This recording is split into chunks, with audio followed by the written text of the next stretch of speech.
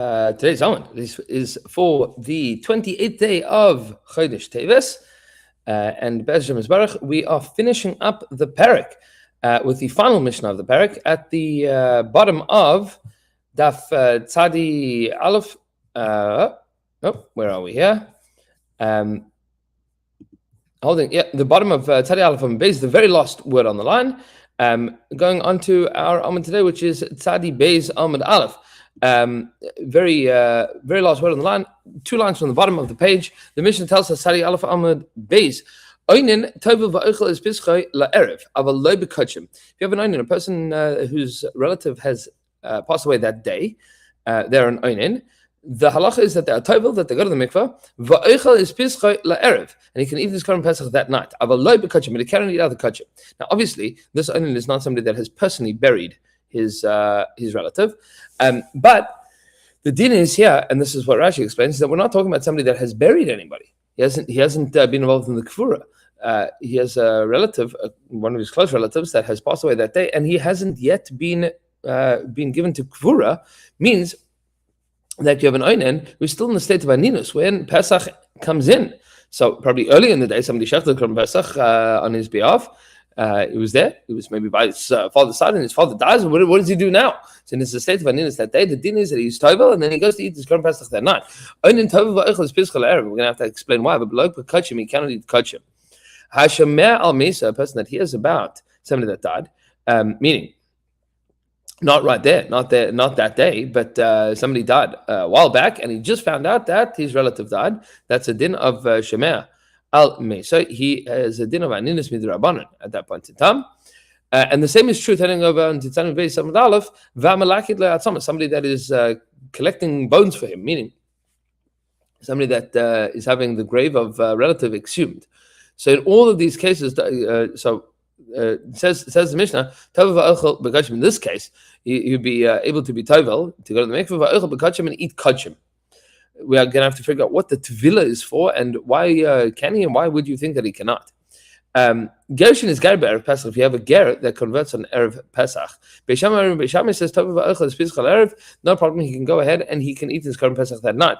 Beis Hillel says no. Somebody that separates himself from their orla, from their foreskin, is as if they have just separated from a kever, from the grave, meaning that they are tameh and require the full hazah of shlishi v'shvi, meaning they would not be able to get away without a full week of tahara, like somebody that comes into contact with the dead body. And we have to explain exactly what this rationale for this unique chumrah of Beis Hillel is, not regular that Beis Hillel is machmer. We're going to have to figure out what the rationale is and why. Says the Gemara as follows: my timer, what is the reason that an oinen can eat from their korban pesach that night and they cannot eat kachim? Because the Tana of our Mishnah holds aninus delayla d'Rabban, that the status of aninus is only a din by yom. You are not an oinen at night. Nobody could ever be an oinen at night. Aninus is only in the day of the first day after a relative has died. That aninus is a din da'araisa. The aninus that night already is a din da'rabban. And to tell the guy that he wouldn't be able to eat from korban pesach at night would be having a din da'rabbanan that is overruling a din da'araisa, and that would be problematic. Not always problematic, and specifically in korban pesach, we're going to see different cases that it might be or might not be. But says the Gemara v'gabi Pesach lo hemidu divrei b'makom kares. With regards to Pesach, the Chachamim never insisted that they would that their words would overrule the chiyuv of offering korban pesach or getting involved in korban pesach would be a chiyuv kares. Gabi kachim, with regards to kachim, the other dinim of eating from korbanos. Then they did, in fact, tell you that you're not allowed to violate, meaning that you're not going to be able to observe a mitzvah essay of eating kachim. You would violate that mitzvah essay in the sense you're not going to get involved in it, in order to ensure that you kept the din d'Rabbanan, because the Rabbanan can, in fact, tell you not to fulfill a mitzvah d'oraisa b'sheva al tasa, tell you not allowed to do it.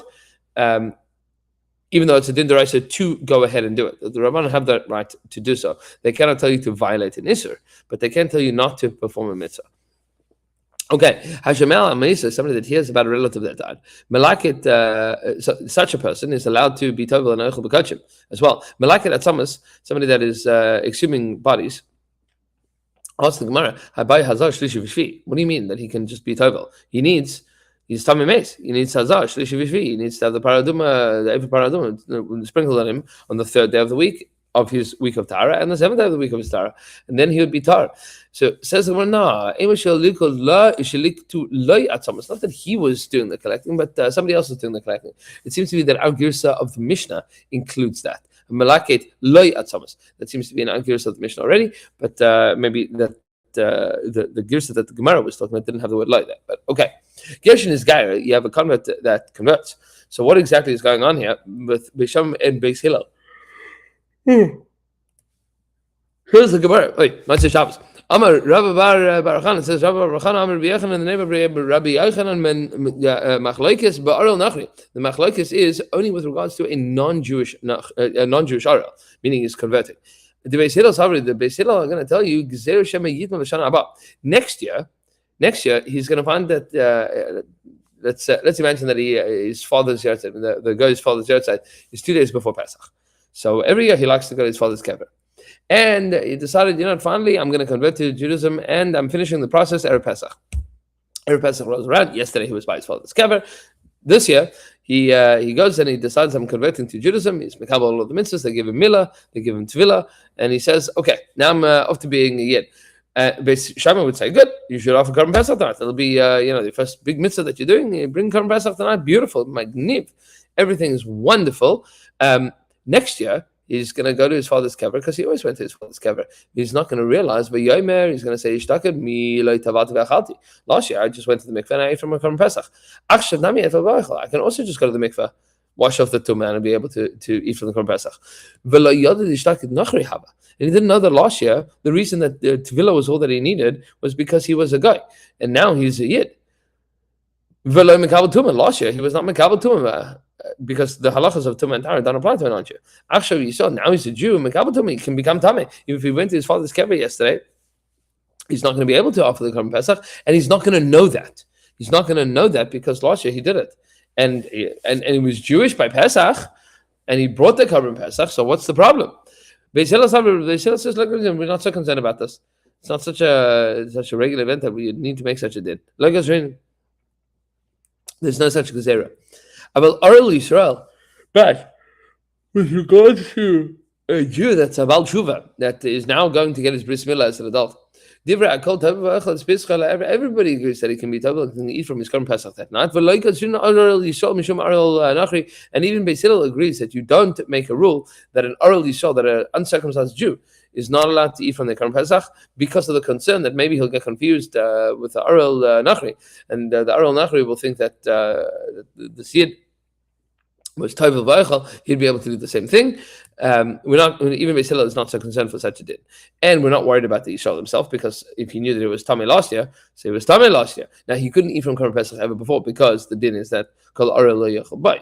If he's an arel, he's not allowed to. But he knows the din of tumah and tara, meaning or at least he had access to them. He could have been taught them.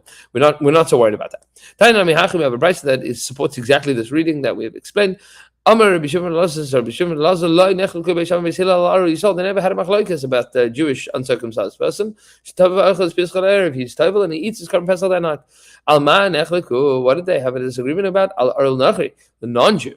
She Beis Shammai Omer. Beis Shammai says tovel v'ochel is Pesach Erev. He should go and he should eat his Korban Pesach that night. Beis Hillel Omer. Beis Hillel says no. Parish Minar Parish Minar Kever. That somebody that separates themselves from the Arla is going to be as if they have separated themselves from the grave, and he is.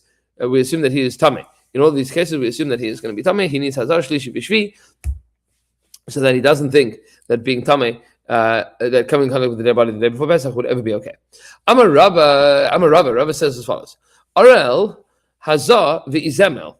In these three cases of Arel, hazar v'izemel, which we're going to explain what all of these are, the Rabbanan did insist. We have dinim where the Rabbanan did in fact insist that their edicts be upheld, even in a case of kares. How did that happen? However, in these 3 cases of Onin Mitzvah and Beis Habras, they never insisted that we should follow what they say because of the situation of kares that it puts a person into. What are these 6 cases? Says the Gemara as follows. Arel, with regards to the Arel, Had Amr. That's exactly what we just said. That Beis Hillel is saying Me'ikra Din, this ger is able to bring Korban Pesach tonight, but the Chachamim are going to be gozer. They're going to say, no, you cannot. We are going to treat you as if you are Tameh, even though you are not Tameh. You were never Tameh because you weren't a Jew. How could you have been Tameh? We're going to treat you as if you are Tameh, so that you don't have misconceptions for the rest of your time on the south, where you are going to be Chayav to bring Korban Pesach. You shouldn't think that it's okay to be Tameh. Even though not bringing Korban Pesach as a Jew means that you are violating you are neglecting a mitzvah that has a chiyuv kares attached to it. What about hazah? What is the case of hazah? So hazah means sprinkling of the ephah paraduma. Da'amar mar, because the master said hazah shvus, that with regards to hazah, hashvah is an issa d'rabbanan. Meaning, if a person's 3rd day or 7th day falls out on a Shabbos, so then we don't sprinkle them with the ephah paraduma on that day. You have to wait until the next day. The whole process takes a lot longer. And then your first day would actually be, your second day would now be pushed up to be your first day, and your shlishi and your shvi would be different. That would be shlishi. Shvi might be a different case. You are not allowed to be sprinkling the ephah paraduma on somebody on Shabbos, and it doesn't override Shabbos. Meaning, what happens if the 7th day of your tahara process falls out to be on a Shabbos, and that Shabbos is also Erev Pesach? In such a case, we don't allow you to have the paraduma water sprinkled on you, even though that's a din d'rabbanan not to sprinkle the paraduma water on you, and even though that means that without the paraduma water, you're not going to be able to bring the Korban Pesach. Now, you haven't violated this kares. That for sure not, because it's not that you've neglected it, you are still tameh, which means you're still tameh, you bring Pesach Sheni. But the Chachamim were mamid divreim, they insisted that you don't have azah of the ephah paraduma. What's the concern of the paraduma water on Shabbos? So the concern is Pasha, is that you're going to end up carrying it 4 amos in the Rishus Harabim. Paraduma ashes were in general kept in the Beis Hamikdash. Somebody that is Tameh is not going to be allowed up into the Beis Hamikdash. So somebody's going to have to take out the kohen is going to take out the paraduma water. He's going to have to take out the ashes for this guy. And if that's the case, if it wasn't prepared beforehand, that would be in another place outside of where he's allowed to go. That wouldn't be us for him to go. Because of his status of tumah, so then he's going to say, no, I need the paraduma water. They're going to violate the din d'rabbanan of sprinkling him, but on the way they're going to end up violating the din d'oraisa of carrying in Rishus Harabim. What about an izemel? So izemel is a knife that's used for the milah of a baby 8 days old. The din is the Tanya. We have brisa kashem she'ein mevi'in oiseh derech Rishus Harabim. The same way that you can't bring that knife through the Rishus Harabim, you can't violate Shabbos in order to bring the knife for the milah. You can do the milah, even though the milah is nisa deraisa, right? Meaning chavala. You are doing surgery. In general, we don't do surgery on Shabbos unless it's pikuach nefesh or milah, right? But taking the knife derech Rishus Harabim, we do not do. That's the majority opinion of that time. Rabbi Eliezer, the milah in Maseches Shabbos, held that even the machshiri milah you can violate Shabbos, but according to everybody else, that is not the case. So you cannot carry the knife through the Rishus Harabim. Not only can you not carry the knife through the Rishus Harabim, but you also don't carry it over roofs, and through courtyards, and enclosures, through karpov. Meaning all of these areas are areas that are not areas that are Rishus Harabim, that are Rishus Hayachid midaraisa, and the halacha is that you cannot carry from a Rishus Hayachid to a Rishus Hayachid, even if there's no Rishus Harabim in between.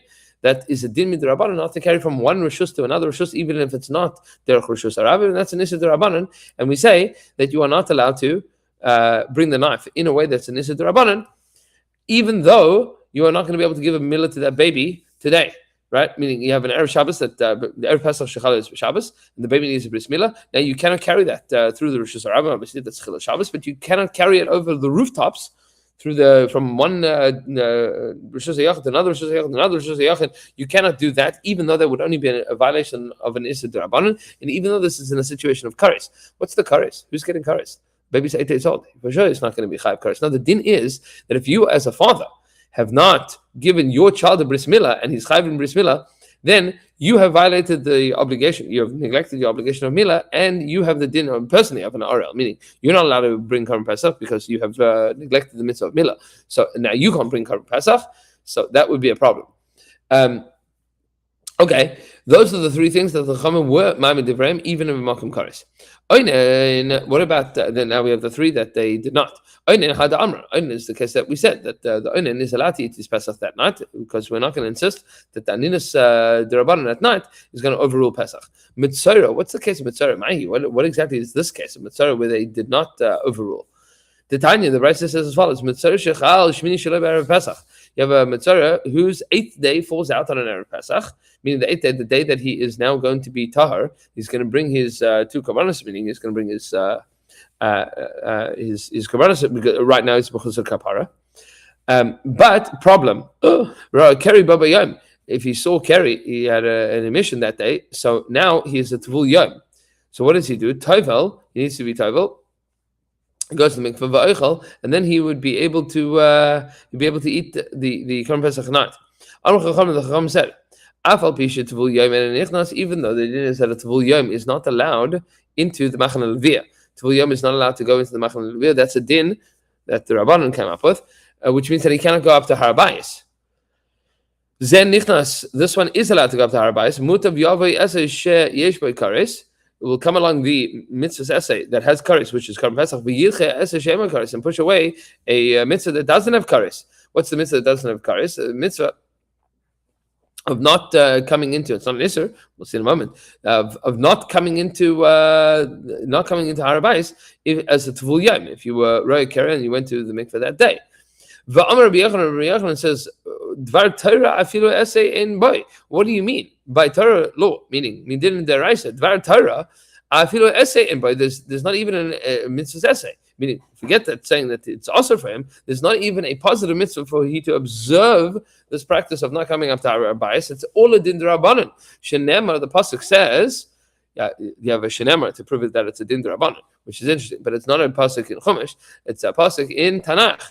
V'yamid Yoshafat bikal, meaning in Divrei Yomim. V'yamid Yoshafat bikal Yehuda v'Yerushalayim beveis Hashem lifnei hachatzer hachadasha.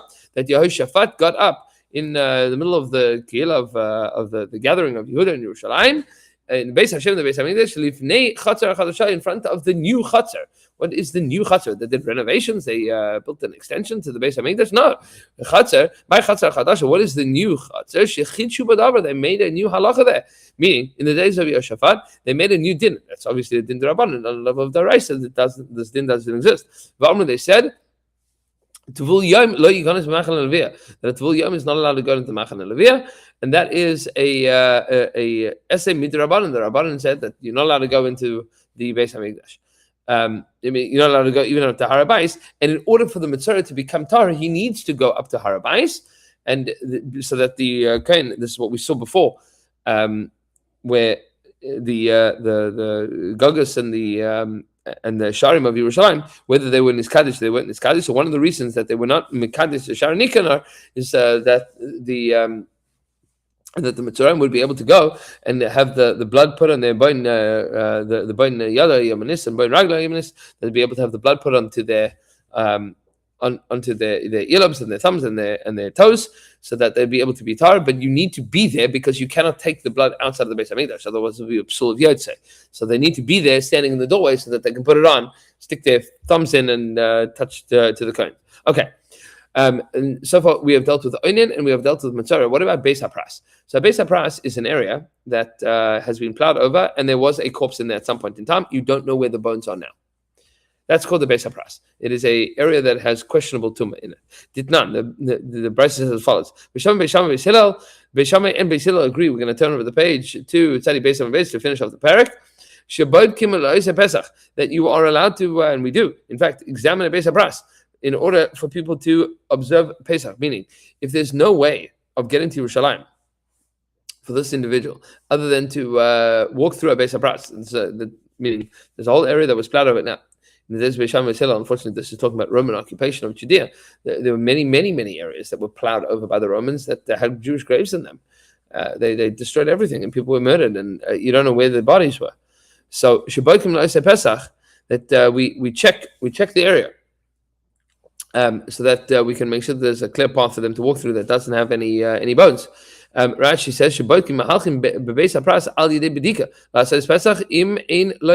there's no other way, then we have to find a way to check the path to make sure that you're not going to become tamei on the way to Yerushalayim. But we have no reason that you have to check for Oichle Truma, just avoid it. Right? If Kohen wants to go and eat Truma, and the only way to do it is to go through a base of brass. We don't tell him that you have to that we're going to check it. Go check it. We say find another route. Take the long way. There's not such a rush to eat truma. My bodkim. What do you mean bodkim? Pesach that we are going to check. Amar Rabbi Yehuda Amar Shmuel. Says Rabbi Yehuda in the name of Shmuel. Minapech beis habras. You sift through the base of brass as you walk through. Meaning you sift it up. You lift up shovelful with a big net sieve, and then you let the sand go through, and you make sure that there's no bones there. That's when you just walk through sifting along the way. Rabbi Yehuda bar Abaye Mishmei the Rabbi Yehuda Amar Rabbi Yehuda the son of Abaye in the name of Rabbi Yehuda says Beis Hapras nidash tahar, that if you have a Beis Hapras which has a pedestrian path that's been trodden through it, that's going to be tar, because we assume that whatever bone was there has been crushed down and ground down to the size less than the size of a kernel of wheat, which is the minimum to be tumah, meaning to be carrying tumah by touching it or by standing on top of it. And therefore, if there is a pedestrian path through what used to be a Beis Hapras, you can assume that it is tar. And Be'ez Hashem Yisbarach, we'll continue with Hadron Alacha Isha, and we'll continue Be'ez Hashem Yisbarach tomorrow with Perik Mishaya Tameh, all of the halachas of who is Tameh, who is B'derech HaChaika, and when you would be obligated in bringing your Pesach Sheni. Be'ez Hashem Yisbarach, looking forward to seeing everybody there. Shavua Tov, Gutavach, and we'll see you tomorrow.